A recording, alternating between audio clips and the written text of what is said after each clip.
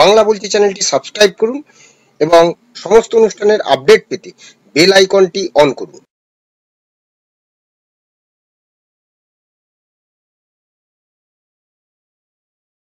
নমস্কার, বাংলা বলছে চ্যানেলে আপনাদের স্বাগত।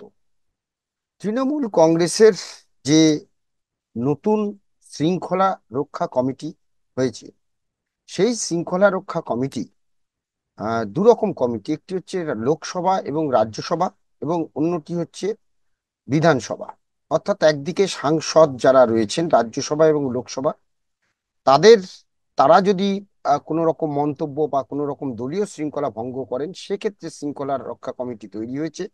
অন্যদিকে বিধানসভা যারা বিধায়ক রয়েছেন, তারা যদি দলীয় শৃঙ্খলা ভঙ্গ করেন, তাহলে তাদের জন্য আলাদা কমিটি করা হয়েছে। এবং যে কমিটিতে রাখা হয়েছে 5 জনকে লোকসভা এবং রাজ্যসভার, তারা হচ্ছেন তৃণমূলের দুই নেতা সুদীপ বন্দ্যোপাধ্যায়, ডেরেক ওব্রায়েন ছাড়া কল্যাণ বন্দ্যোপাধ্যায়, কাকুলি ঘোষ দস্তিদার ও নাদিমুল হক। আবার বিধানসভায় দলীয় সদস্যদের শৃঙ্খলায় বিশদ দেখার জন্য গঠিত কমিটিতে রয়েছেন শোভনদেব চট্টোপাধ্যায়, অরূপ বিশ্বাস, নির্মল ফিরহাদ হাকিম, চন্দ্রিমা ভট্টাচার্য, নির্মল ঘোষ, দেবাশিস কুমার। আর সামগ্রিক ভাবে দলের জন্য গঠিত শৃঙ্খলা রক্ষা কমিটিতে রয়েছেন রাজ্য সভাপতি সুব্রত বক্সী, মমতা বন্দ্যোপাধ্যায় তার সঙ্গে রেখেছেন অরূপ, চন্দ্রিমা ফিরহাদ হাকিম এবং সুজিত বসুর মতো তার নিজস্ব ঘনিষ্ঠদের। এখন প্রশ্ন হলো, তৃণমূল কংগ্রেস এখন দল বড় হয়েছে, নিশ্চয়ই রাজ্যসভায় সাংসদ রয়েছে, লোকসভায় সাংসদ রয়েছে, সেই জায়গায় দলীয় শৃঙ্খলা, অন্যদিকে এতগুলো বিধায়ক রয়েছে, কর্মীরা রয়েছেন, অর্থাৎ বলা যায় তিনটি, অর্থাৎ একটি রাজ্যসভা, লোকসভা, একটি বিধানসভা এবং তার মাথায় আবার আরেকটি কমিটি। এখন প্রশ্ন হলো যে আমরা গত কয়েকদিন, বিশেষ করে সুশান্ত ঘোষ, 108 নম্বর ওয়ার্ডের যিনি পুরপিতা, তার উপরে যে আক্রমণের ঘটনা, তাকে গুলি করতে এসেছিল, যদিও তিনি প্রাণে বেঁচে যান, গুলি চলেনি। কিন্তু তারপরে আরো নানা জায়গায় নানা বিষয়ে যেভাবে ফিরহাদ হাকিম মুখ খুলেছেন, আর সব থেকে বেশি সাংসদ হিসেবে মুখ খুলেছেন সৌগত রায়, বর্ষিয়ান সাংসদ, তিনিও বলেছেন, পুলিশের ভূমিকা নিয়ে প্রশ্ন তুলেছেন। অরূপ আহ ববি হাকিম, ফিরহাদ হাকিম মেয়র, তিনিও বলেছেন। তাহলে কি এদের বিরুদ্ধে ব্যবস্থা নেওয়া হবে? কারণ তারা পুলিশকে কাঠগড়ায় তুলেছেন, মানে তো বোঝা যাচ্ছে যে তারা পুলিশ মন্ত্রী হিসেবে মমতা বন্দ্যোপাধ্যায়ের ভূমিকা নিয়ে কি প্রশ্ন তুলেছেন, এটা কিন্তু প্রশ্ন উঠেছে। অন্যদিকে যদি আমরা দেখি যে ভরতপুরের বিধায়ক, অর্থাৎ মুর্শিদাবাদের যে ভরতপুর, সেই ভরতপুরের বিধায়ক আহ তিনি আহ প্রতিবারই আহ নানা রকম কথা দলের বিরুদ্ধে গিয়ে বলছেন। কখনো তিনি অভিষেক বন্দ্যোপাধ্যায়কে বলছেন যে তিনি পুলিশ মন্ত্রী হিসেবে দেখতে চান, পুলিশের ভূমিকা নিয়ে তিনি প্রশ্ন তুলছেন। তাহলে ভরতপুরের যিনি বিধায়ক আছেন, তাকেও কি এবার সাসপেন্ডের পথে যাবে, বা তার বিরুদ্ধে কি কোনো ব্যবস্থা নেবে? আহ প্রশ্ন এখন সেখানেই। এছাড়া আহ, যে কমিটি গঠিত হলো, সেখানে তৃণমূল কংগ্রেসের যে কমিটি গঠিত হয়েছে, অর্থাৎ হুমায়ুন হুমায়ুন কবির, তিনি কি এবার শাস্তি পেতে চলেছেন?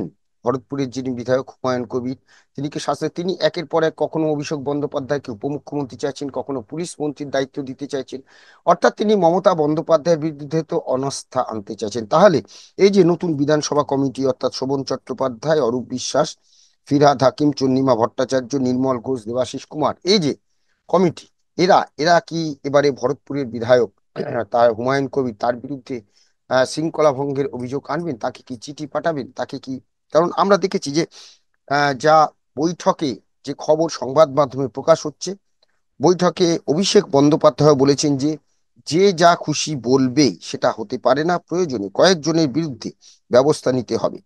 তাই তিনটি শৃঙ্খলা রক্ষা কমিটি নেওয়া হলো। তাহলে যে যা খুশি বলতে পারে না, খড়গপুরের বিধায়ক হুমায়ুন কবির একের পর এক মন্তব্য করে চলেছেন, তিনি অভিষেক বন্দ্যোপাধ্যায়ের পাশে দাঁড়িয়েছেন। কিন্তু দেখা যাচ্ছে যে দলের যারা তরুণ প্রজন্ম, সেই তরুণ প্রজন্মকে খুব একটা ঠাঁই কিন্তু নানা রকম কমিটি থেকে শুরু করে যে তৃণমূলের যে নবীন প্রবীণ তথ্য এতদিন উঠে এসেছিল, সেখানে কিন্তু প্রবীণরাই জায়গা পেলেন।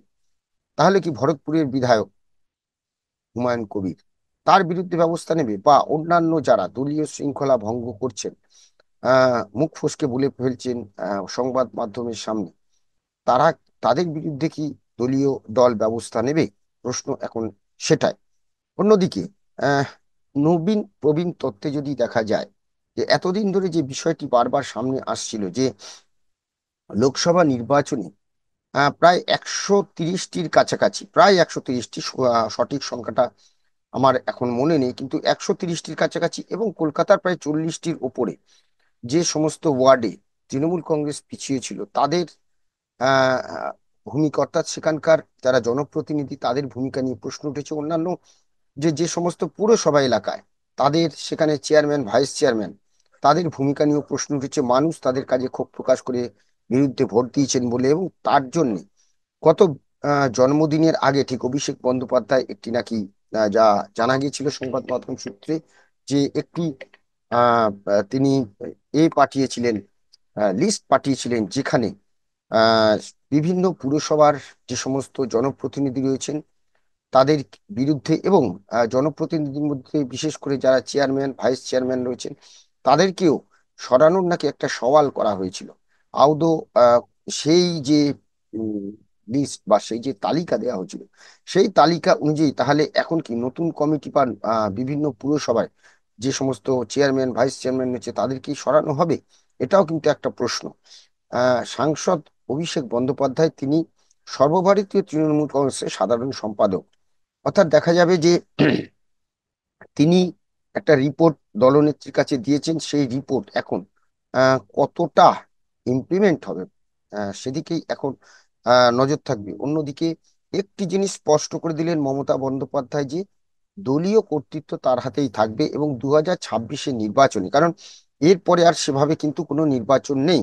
2024 শেষের পথে, 2025 সালে সে অর্থে কোনো নির্বাচন নেই। পুরো একটি বছর সময় এখন সংগঠনকে ঢেলে সাজানোর সময়। এই সময়ের মধ্যে যা দেখা যাচ্ছে তাতে যে 2025-এর এই যে আহ, আহ, সময়টা, এই সময়টা নেত্রী নিজের হাতে দলীয় কর্তৃত্ব রেখেছেন, অর্থাৎ দলের যে সংগঠন সেই সংগঠন তিনি নিজেই দেখবেন। কারণ সম্প্রতি আরেকটি বিষয় যদি দেখা যায় যে 6টি উপনির্বাচন, এবং সেখানে কিন্তু উপনির্বাচনে অভিষেক বন্দ্যোপাধ্যায় সে অর্থে খুব একটা তার ভূমিকা দেখা যায়নি, কারণ তিনি চিকিৎসার কারণে বাইরে গিয়েছিলেন। নানা কারণে তিনি দলে সেভাবে সময় দিতে পারেননি। পুরো বিষয়টাই দেখেছেন আহ, আহ, দলীয় সংগঠন সভাপতি, পুরোটাই দেখেছেন সুব্রত বক্সী। এবং ছটি যে উপনির্বাচনের আসন, বিশেষ করে মাদারিহাট বিজেপির জেতা আসন, সেটাও তৃণমূলে ঝুলিতে গেছে, অর্থাৎ এই 6টি আসন জয়লাভ। এবং এখান থেকেই কি নেত্রী উজ্জীবিত হয়ে পুরো সংগঠন তার হাতেই রাখলেন? প্রশ্ন এখন অনেক আগামী দিনে এই বিষয়টা নিয়ে কিন্তু তৃণমূল কংগ্রেসে ফের কি জল ঘোলা শুরু হবে? ফের কি নবীন বনাম প্রবীণ তত্ত্ব, বা ওই যে যেটা দেখতাম নতুন তৃণমূল পুরনো তৃণমূল, অর্থাৎ নতুন তৃণমূল নামে আবার কেউ আত্মপ্রকাশ করবে? কি হবে সেদিকে আমাদের নজর থাকবে। শুধু তাই নয়, এই যে মুখপত্র, মুখপত্র তো এখন পুরোটাই ঠিক করবেন হচ্ছে অরূপ বিশ্বাস। অর্থাৎ তাহলে কুণাল ঘোষের তাকে রাখা হয়েছে যদিও একটি বিভিন্ন বিষয়, অর্থাৎ বিশেষ করে বিধানসভা সংক্রান্ত বিভিন্ন বিষয় নিয়ে কথা বলবেন কুণাল ঘোষ, কিন্তু অন্যান্য কোনো সংগঠনের বিষয় হলে বা কিছু হলে তাহলে কুণাল ঘোষ কি প্রতিদিন যে সাংবাদিক সম্মেলনটা করেন সেই সাংবাদিক সম্মেলনটাকে তিনি করবেন না? অর্থাৎ দলীয় মুখপাত্র হিসেবে প্রত্যেক দিন যে বিষয়গুলো কুণাল ঘোষ ডিফেন্ড করেন বিভিন্ন বিষয় নিয়ে, তাহলে সেই বিষয়টা কি সামলাবেন? নজর এখন সেদিকেই থাকবে। এখন দেখার আমাদের যে বিষয়টি আজকে ছিল যে তৃণমূলের তিনটি শৃঙ্খলা রক্ষা কমিটি, সেই তিনটি শৃঙ্খলা রক্ষা কমিটি তাহলে বিশেষ করে ভরতপুরের বিধায়ক হুমায়ুন কবির তার বিরুদ্ধে কি কোনো ব্যবস্থা নেবে? কারণ তিনি মমতা বন্দ্যোপাধ্যায়ের আহ পুলিশ মন্ত্রীর ভূমিকা নিয়ে প্রশ্ন তুলেছেন। তিনি চাইছেন অন্য কোনো পুলিশ মন্ত্রী, অর্থাৎ অভিষেক বন্দ্যোপাধ্যায়কে তিনি পুলিশ মন্ত্রী হিসেবে চেয়েছেন। অনাস্থা প্রকাশ করেছেন, সরাসরি বলা যায় অনাস্থা প্রকাশ করেছেন। সেই অনাস্থা প্রকাশের বিরুদ্ধে এই দলীয় শৃঙ্খলা ভঙ্গ হবে কি? নজর এখন সেদিকেই থাকবে। আপাতত আমাদের যে বিষয়টি এখানেই শেষ করছি। সবাই ভালো থাকবেন। নমস্কার।